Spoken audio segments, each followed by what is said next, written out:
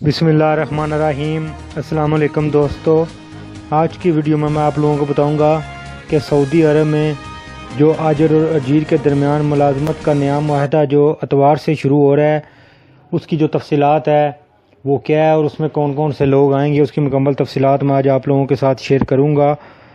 وزارت کے مطابق ملازمت کا نیا معاہدہ نجی اداروں کے تمام غیر ملکی کارکن پر لاگو ہوگا، یعنی جو بھی نجی اداروں میں کام کر رہے ہیں وہ سب اس میں آئیں گے اور یہ آبشر اور قومی پلیٹ فارم پر مہیا ہوگا۔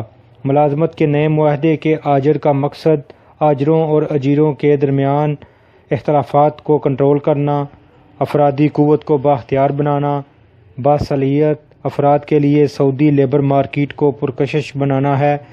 بین الاقوامی لیبر مارکیٹوں اور سعودی لیبر مارکیٹ کے درمیان مسابقت کا ماحول اور مسابقت کے بین الاقوامی گراف میں سعودی لیبر مارکیٹ کے گراف کو بلند کرنا ہے۔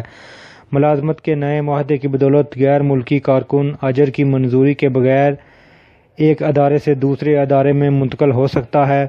غیر ملکی کارکن اپنا خروج عہدہ ایگزٹ ری انٹری ویزا خود نکال سکتا ہے، تاہم ایسا کرتے وقت اسے آجر کو آن لائن مطلع کرنا ہوگا۔ غیر ملکی کارکن ملازمت کا معاہدہ مکمل ہونے پر آجر کی منظوری کے بغیر سعودی عرب سے سفر کر سکتا ہے۔ غیر ملکی کارکن کو آجر کے یہاں 12 ماہ تک ملازمت کرنا ہوگی یا غیر ملکی کارکن کا قانون محنت کے مطابق ہنرمندوں کے زمرے میں شامل ہونا ضروری ہوگا۔ آجر اور اجیر کو ملازمت کا مصدقہ معاہدہ کرنا ہوگا۔ سعودی عرب پہلی بار آمد کے 1 سال بعد ملازمت کی میعاد مکمل کرنے سے پہلے غیر ملکی کارکن ملازمت تبدیل کر سکتا ہے، بشرطے کہ ملازمت کے معاہدے میں مذکورہ شرائط کی پابندی کرے۔ شرط یہ ہوگی کہ وہ قانون محنت کی خلاف ورزی نہ کرے اور ملازمت چھوڑنے سے 90 دن قبل اپنے کفیل یا اپنی کمپنی یا اپنے آجر کو اطلاع کر سکے۔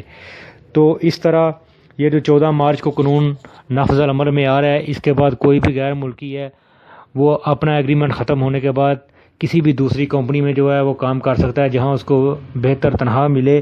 اور یہ جو معاہدہ ہوگا، پہلے تو آپ لوگوں کو پتہ ہے کہ کفیل جو ہے وہ ایک معاہدہ کرا لیتے تھے اور اس کے بعد وہ اپنے پاس ہی رکھ لیتے تھے، لیکن اب یہ آپ کی آبشر پر اپلوڈ ہوگا اور ادھر ہر وقت مہیا ہوگا۔ اگر کوئی بھی آپ کا مسئلہ بنتا ہے اپنے کفیل کے ساتھ تو آپ ادھر سے معاہدہ لے کے اس کے خلاف کارروائی کر سکیں گے۔ لیکن ادھر اہم بات یہی ہے کہ آپ لوگ اپنی کمپنی یا کفیل یا جہاں بھی آپ کام کر رہے ہیں معاہدہ کرتے وقت لازمی طور پر ہر چیز کو پڑھیں اور ہر چیز کو پڑھنے کے بعد اگر آپ کو مناسب لگے تو اس کے بعد ہی اس کے اوپر سائن یا انگوٹھا لگائیں۔